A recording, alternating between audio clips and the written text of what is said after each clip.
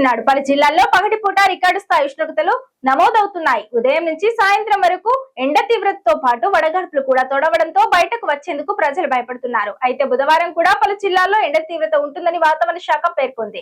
ఇదే సమయంలో పలు జిల్లాల్లో మోస్తరు నుంచి భారీ వర్షాలు కురిసే అవకాశం ఉందని, పిడుగులు పడే ఛాన్స్ ఉందని వాతావరణ శాఖ హెచ్చరికలు జారీ చేసింది. తెలంగాణలో మంగళవారం రికార్డు స్థాయిలో పగటి ఉష్ణోగ్రతలు నమోదయ్యాయి. ఖమ్మం జిల్లాలో 44.8 డిగ్రీల సెల్సియస్ ఉష్ణోగ్రతలు నమోదు కాగా, భద్రాచలం, కొత్తగూడెం జిల్లాలో 44.2 డిగ్రీల ఉష్ణోగ్రతలు, రామగుండం జిల్లాలో 44 డిగ్రీల ఉష్ణోగ్రతలు నమోదయ్యాయి. అయితే ఎండల తీవ్రతకు మంగళవారం ఒక్కరోజే 45 మంది మృతి చెందారు. ఇవాళ కూడా పలు జిల్లాల్లో ఎండల తీవ్రత ఎక్కువగానే ఉంటుందని వాతావరణ శాఖ హెచ్చరికలు జారీ చేసింది. బుధవారం 10 జిల్లాలకు వాతావరణ శాఖ ఆరెంజ్ హెచ్చరికలు జారీ చేసింది. కరీంనగర్, పెద్దపల్లి, జయశంకర్, భూపాలపల్లి, ములుగు, భద్రాద్రి కొత్తగూడెం, ఖమ్మం, నల్గొండ, సూర్యాపేట, మహబూబాబాద్, వరంగల్ జిల్లాలో తీవ్రమైన వడగాళ్లు వీచే అవకాశం ఉందని, ప్రజలు అత్యవసరమైతే తప్ప ఇండ్ల నుంచి బయటకు రావద్దని అధికారులు సూచించారు. ఇదే సమయంలో పలు జిల్లాల్లో వర్షాలు కురుస్తాయని వాతావరణ శాఖ పేర్కొంది. బుధవారం తెలంగాణలోని అత్యధిక జిల్లాల్లో మోస్తరు నుంచి భారీ వర్షాలు కురిసే అవకాశం ఉందని వాతావరణ శాఖ తెలిపింది. ముఖ్యంగా కామారెడ్డి, సిద్దిపేట, మెదక్, సంగారెడ్డి, వికారాబాద్, రంగారెడ్డి, నల్గొండ,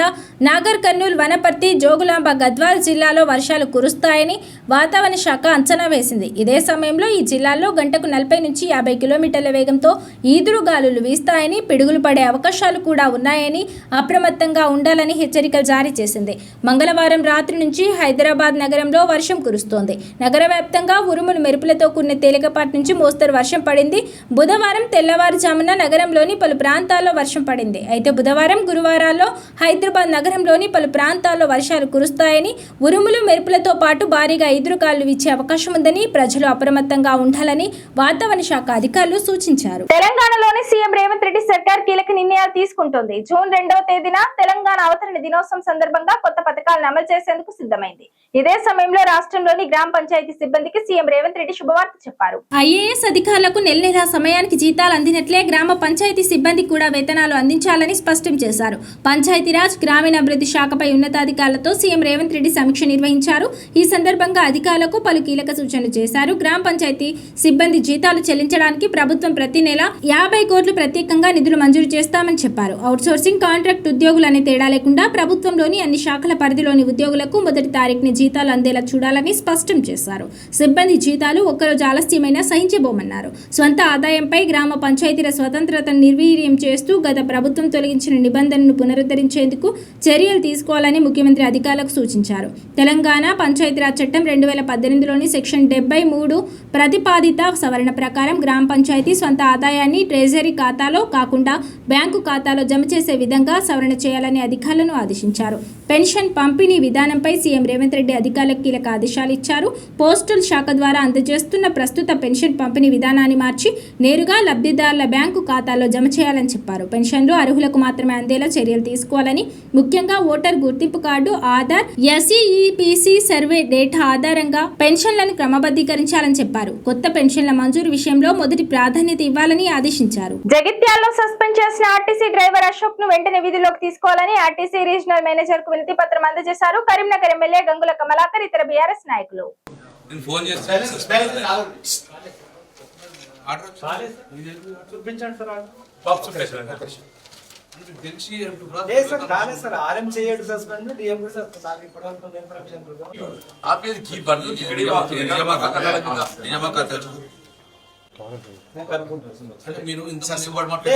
మీరు పద్ధతి మీరు ఆరేమా లేకుంటే ఏమంటున్నావు?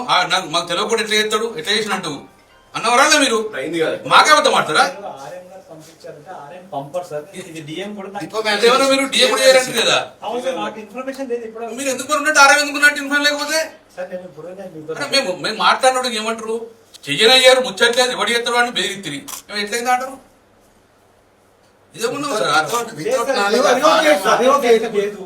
డిఎం సస్పెండ్ నీకు తెలియకుండా ఎట్లయితాడు? సస్పెండ్ ఆరం తెలియకుండా డిఎం ఎట్లా సస్పెండ్ అవుతాండి? ఏంటి అని ఏమన్నాడు?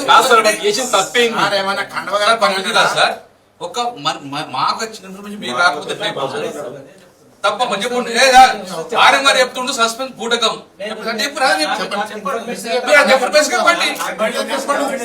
లేదు అంటే సస్పెండ్ చేయడు డిఎం అంతా ధైర్యం అంటారు అంతే కదా.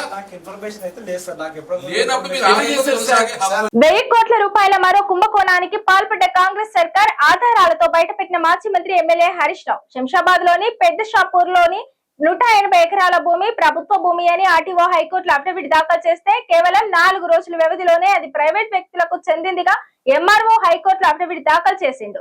ఈ స్కామ్ గురించి పత్రికల్లో వస్తే ఈ కేసులో కేవలం ఎంఆర్ఓను కలెక్టరేట్ కు ట్రాన్స్ఫర్ చేసి ఊరుకున్నారు. ఈ కుంభకోణం వెనుక రేవంత్ రెడ్డి ఓ మంత్రి ఉన్నారు అంటూ ఆగ్రహం వ్యక్తం చేశారు మాజీ మంత్రి ఎమ్మెల్యే హరీష్ రావు. ఈ రోజు ఒక 1000 కోట్ల రూపాయల స్కామ్ ను రెడ్ హ్యాండెడ్ గా ఓపెన్ స్కామ్ విత్ డాక్యుమెంట్స్ బయట పెట్టబోతా ఉన్నాం. ఇలా రాష్ట్ర ప్రభుత్వ పెద్దలు ఉన్నారు.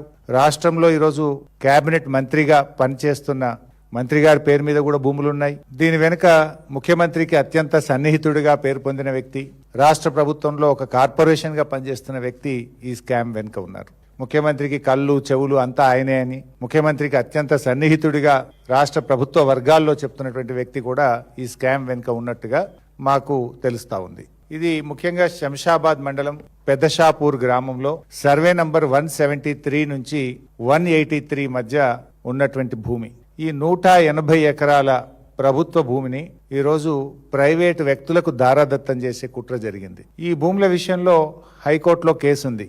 హైకోర్టు ఒక డైరెక్షన్ ఇచ్చింది 30 జనవరి 2026 నాడు దీని మీద ఒక నిర్ణయం తీసుకోండి అన్నది. పలానా వ్యక్తులకు ఇవ్వమని ఎప్పుడు కూడా హైకోర్టు చెప్పదు.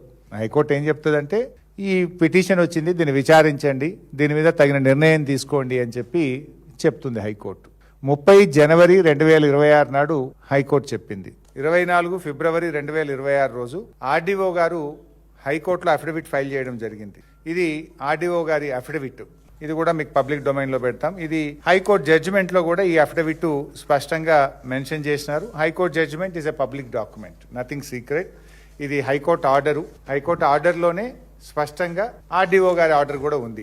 హైకోర్టు ఆర్డర్ లో ఆర్డీఓ గారు ఇచ్చినటువంటి అఫిడవిట్ కూడా ఉంది. రాష్ట్రంలో రైతులు పడుతున్న కష్టం చూసి రైతుల వడ్లు మొక్కలు కొనండి అన్నందుకు జగిత్యాల డిపోకు చెందిన ఆర్టీసీ బస్ డ్రైవర్ అశోక్ ని సస్పెండ్ చేసిన నియంతృత్వ కాంగ్రెస్ ప్రభుత్వం ఆర్టీసీ డ్రైవర్స్ అశోక్ పై వెంటనే సస్పెన్షన్ ఎత్తివేయాలి, లేదంటే అశోక్ కుటుంబానికి బీఆర్ఎస్ పార్టీ అండగా ఉంటుంది, న్యాయం జరిగే వరకు పోరాటం చేస్తామన్నారు మాజీ మంత్రి ఎమ్మెల్యే హరీష్ రావు. ఒక డ్రైవర్ గారిని మీరు చూసి ఉంటారు. ఇవాళ జగిత్యాల ఆర్టీసీ డిపోలో డ్రైవర్గా పనిచేస్తున్నటువంటి అశోక్ను ఇలా సస్పెండ్ చేసినారు. దీన్ని చాలా తీవ్రంగా ఖండిస్తూ ఉన్నాం. ఆయన డ్రైవర్ కావచ్చు, కానీ ఒక సాటి మనిషి. ఆయన డ్రైవర్ కావచ్చు, ఒక వ్యవసాయ కుటుంబం నుంచి వచ్చినటువంటి బిడ్డ. ఒక వ్యవసాయ కుటుంబం నుంచి వచ్చినటువంటి బిడ్డగా ఇవాళ రాష్ట్రంలో రైతులు బాధపడుతున్నటువంటి విషయాన్ని దృష్టిలో పెట్టుకొని ఆయన ఒక మాట మాట్లాడినారు. కాంగ్రెస్ నాయకులు పెట్రోల్ డీజిల్ మీద ధర్నా చేస్తున్నారు. అక్కడ పెట్రోల్ డీజిల్ మీద ధర్నా చేస్తూ ఉంటే అటువైపుగా బస్సు నడుపుతూ వెళ్ళినటువంటి డ్రైవర్ అశోక్ గారు ఆయన ప్రజా సమస్యల మీద స్పందించిండు. ఈ ధర్నా బాగానే చేస్తున్నారు కానీ గా వడ్లు కొనుండ్రి, మక్కలు కొనుండ్రి, రైతులు ఆగమవుతున్నారు అని చెప్పి ఒక సాటి మనిషిగా స్పందించాడు. ఒక రైతు కుటుంబం నుంచి వచ్చిన బిడ్డగా, రైతు కష్టాలు తెలిసిన వ్యక్తిగా వడ్లు కొనుండ్రి, మక్కలు కొనుండ్రి అని చెప్పుడు తప్ప, అంటే ప్రజలకు ప్రజాస్వామ్యంలో డాక్టర్ బాబాసాహెబ్ అంబేద్కర్ మనందరికీ మాట్లాడే స్వేచ్ఛనిచ్చారు. తమ అభిప్రాయాన్ని వ్యక్తం చేయగలిగే, వ్యక్తీకరణ చేసేటువంటి హక్కును భారత రాజ్యాంగం మనకు కల్పించింది. ఒక డ్రైవర్గా ఆయన స్పందిస్తే రేవంత్ రెడ్డి గారి ప్రభుత్వం ఒక నియంతృత్వ వైఖరితో ఆ డ్రైవర్ను సస్పెండ్ చేసినారు. ఆ సస్పెండ్ను వెంటనే ఉపసంహరించుకోవాలని మేము ప్రభుత్వాన్ని డిమాండ్ చేస్తా ఉన్నాం. మీరే చెప్పిండ్రు, మేము 6 గ్యారంటీలే కాదు, ప్రశ్నించే గ్యారంటీ 7వ గ్యారంటీగా మేము అమలు చేస్తాము, ప్రజాస్వామ్యానికి ప్రశ్నించే హక్కును కల్పిస్తామని చెప్పి మీ 6 గ్యారంటీలతో పాటు 7వ గ్యారంటీని మీరే ఇచ్చారు. ఆ డ్రైవర్ అశోక్ మీరిచ్చిన 7వ గ్యారంటీ అడిగిండు తప్ప వేరే ఏమి అడగలేదు. సో వెంటనే ఆ డ్రైవర్ గారి మీద, అశోక్ గారి మీద పెట్టిన సస్పెన్షన్ను ఎత్తివేయాలని చెప్పి మేము కోరుతా ఉన్నాం. ఆయన ఏ రాజకీయ పార్టీకి సంబంధించిన వ్యక్తి కాదు, ఆయన బీఆర్ఎస్ కాదు, బీజేపీ కాదు, కాంగ్రెస్ కాదు. ఆయన ఒక డ్రైవర్, ఒక రైతు బిడ్డగా తన అభిప్రాయాన్ని చెప్పింది. కానీ అంత మాత్రాన మమ్మల్ని ప్రశ్నిస్తే మీ మీద వేటు వేస్తామనేటువంటి నియంతృత్వ ధోరణి విడనాడాలని, అశోక్ డ్రైవర్ పై పెట్టిన సస్పెన్షన్ వెంటనే ఎత్తివేయాలని చెప్పి మేము డిమాండ్ చేస్తున్నాం. ఒకవేళ ప్రభుత్వం దిగి రాకపోతే అశోక్ కుటుంబానికి బీఆర్ఎస్ పార్టీ అండగా ఉంటుంది.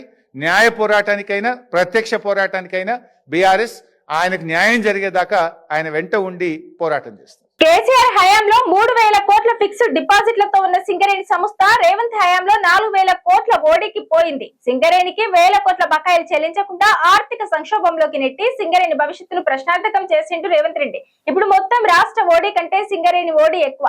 కార్మికులను చైతన్యం చేసి ఉద్యమకారులుగా కార్మికులుగా సింగరేణి నిలబెట్టుకునే బాధ్యత మన మీద ఉన్నది అని మాజీ మంత్రి ఎమ్మెల్యే హరీష్ రావు అన్నారు. అసలు ఈ సింగరేణికి కాంగ్రెస్ ప్రభుత్వం అధికారంలో వచ్చిన తర్వాత డ్యూస్ అనేది అడ్డగోలుగా పెరుగుతూ పోతా ఉన్నాయి. అసలు డ్యూస్ చెల్లించడం లేదు. ఇప్పుడు సింగరేణి నుంచి ప్రభుత్వం బొగ్గు తీసుకుంటుంది, సింగరేణి నుంచి ప్రభుత్వం కరెంటు తీసుకుంటుంది. మరి మనం కూడా బొగ్గు తీసుకున్నాం, బీఆర్ఎస్ హయాంలో బొగ్గు తీసుకున్నాం. బీఆర్ఎస్ ప్రభుత్వం రాకముందే ఎంత డ్యూస్ ఉండే, బీఆర్ఎస్ రాకముందు ఎంత డ్యూస్ ఉండే, బీఆర్ఎస్ వచ్చినాక కోల్డ్ డ్యూస్ ఎంత పెరిగినాయి అనేది ఒకసారి మీరు గమనిస్తే, మనం 2014లో అధికారంలోకి వచ్చే నాటికే సింగరేణికి రాష్ట్ర ప్రభుత్వం డ్యూస్ ఉన్నాయి, ఓ 2,500-3 వేల కోట్లు ఉన్నాయి. మనం 10 ఏళ్ళు గవర్నమెంట్లో ఉన్నాం. పాతయి 3,000, మన 10 ఏళ్ళు కలిపితే 7,000 కోట్లు సింగరేణికి డ్యూ ఉండే. ఏది టీఎస్ జెన్కో నుంచి బొగ్గుకు సింగరేణికి ఇవ్వాల్సిన డబ్బు 7,000 కోట్లు. అంటే పాతయి 3,000 ఉన్నాయి, మన ప్రభుత్వం రాకముందే 2-3 వేలు ఉంది. కొత్తగా మన హయాంలో ఎంత డ్యూ ఉన్నట్టు 4,000 కోట్లు. ఈరోజు ఎంత ఉందో తెలుసా మీకు? 21,000 కోట్లు. ఇది బొగ్గుది మాట్లాడుతున్నాం. సింగరేణికి కరెంటు ఇస్తుంది, సింగరేణి రాష్ట్రానికి బొగ్గు ఇస్తుంది. నేను ఇప్పుడు బొగ్గుది మాట్లాడుతున్నా. టీఎస్ జెన్కోకి ఇచ్చిన బొగ్గు మనం దిగిపోయే నాటికి రాష్ట్ర ప్రభుత్వ డ్యూస్ 7,000 కోట్లు. ఈరోజు రాష్ట్ర ప్రభుత్వం డ్యూస్ ఎంత అంటే 21,000 కోట్లు.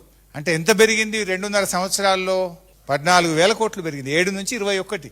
14,000 కోట్లు 2.5 సంవత్సరాల్లోనే రాష్ట్ర ప్రభుత్వం 14,000 కోట్లు సింగరేణికి బాకీ పడ్డది. ఇది కాంగ్రెస్ ప్రభుత్వం. రేవంత్ రెడ్డి గద్దెనెక్కిన తర్వాత మొదట దాడి చేసింది లంబాడీల పైనే. గిరిజన బిడ్డల పోడు భూములను లాక్కుంటూ రుణమాఫీ, ఉద్యోగాల పేరుతో కాంగ్రెస్ ప్రభుత్వం మోసం చేసింది. కేసీఆర్ గారి 10 ఏళ్ల పాలన లంబాడీలకు స్వర్ణయుగం అయితే రేవంత్ రెడ్డి మార్కు పాలన గిరిజనులను 10 ఏళ్లు వెనక్కి నెట్టింది అంటూ మాజీ మంత్రి సత్యవతి రాథోడ్ ఆందోళన వ్యక్తం చేశారు. మీరన్నట్టు మా జాతి బిడ్డలు కష్టజీవులు, నిజాయితీ పరులు. ఒక మాట ఇస్తే తప్పకుండా దానికి కట్టుబడి ఉంటారు. కేసీఆర్ వెంట 10 ఏళ్లు నడిచిను. రేవంత్ రెడ్డి చెప్పిన మాటల్లో మరి అందరూ మోసపోయినట్టే మేము మోసపోయినాం. అన్ని కేసీఆర్ ఇచ్చే అన్ని వస్తాయి, మరి ఇవి ఇంకేదో ఇస్తా అంటున్నాడు అని అంటే ఎవరికైనా పేదవాడికి ఎవరైనా పెడతారు అంటే ఆశ, కొడతారు అంటే భయం. ఈయనేదో పెడతాడు అనుకున్నారు, కానీ ఆయన ఎంత లంగా మాటలో దొంగ మాటలో మా జాతి బిడ్డలకు అర్థమైంది. గెలిచిన వెంటనే సొంత నియోజకవర్గంలో ఓట్లేసిన మా జాతి బిడ్డలకి అన్యాయం చేస్తూ మరి తరతరాలుగా వాళ్ళు జీవనోపాధి మీద బతుకుతున్న భూములను లాక్కునే ప్రయత్నం చేసిండు. ఆ రోజు కేసీఆర్ గారు మీరందరూ ఢిల్లీ వరకు వాళ్ళను పంపించి వాళ్ళ భూములో వాళ్ళు ఉండే విధంగా మీరు సహకరించిరు. మేము మీకు విజ్ఞప్తి చేస్తామన్నా, కేసీఆర్ గారి పాలన తెలంగాణ రాష్ట్రంలో ఉండే లంబాడి బిడ్డలకు ఒక స్వర్ణయుగం. మేము అనేక ఏళ్ళు ఈ జాతి కోసం ఇక్కడున్న రాంబల్ అన్న కావచ్చు, చాలా మంది ఇంకా రాలేదు, రాజు అన్న కావచ్చు, సంజీవ్ కావచ్చు, రామచంద్ర అన్న కావచ్చు, మేము ఆల్ ఇండియా బంజారా సేవా సంఘంలో, నంగారభేరిలో, లంబాడి హక్కుల పోరాట సమితిలో తండాలు గ్రామ పంచాయతీ కావాలని కొట్లాడినాం. పోడు భూములు పంచాలని కొట్లాడినాం. మా బిడ్డలకు అన్ని వసతులు కావాలని కొట్లాడినాం. కేసీఆర్ గారి పాలనలో మాత్రమే ఇవి సాధించుకున్నాం. ఇంత అభివృద్ధి చెందుతున్న క్రమంలో రేవంత్ రెడ్డి 5 ఏళ్ల పాలన మమ్మల్ని 10 ఏళ్లు వెనక్కి నెట్టింది. ఇవాళ చైతన్యవంతులైన విద్యావంతులైన మా గిరిజన బిడ్డలు కూడా ఆలోచిస్తున్నారు. తమరన్నట్టు రుణమాఫీ అంటే ఆశపడ్డారు, కానీ రుణమాఫీ కాక కుటుంబాలన్నీ విచ్ఛిన్నమైపోయిన సంగతి మేము చూస్తా ఉన్నాం. సంవత్సరానికి 2 లక్షల ఉద్యోగాలు ఇస్తారంటే మా బిడ్డలు తల్లిదండ్రులను కూడా ఒప్పించిండ్రు, కానీ అవన్నీ బూటకపు మాటలని తేలిపోయినాయి. ఇది బయట బులెటిన్. మరో బులెటిన్ లో మళ్ళీ కలుద్దాం. Stay and TS 24 news.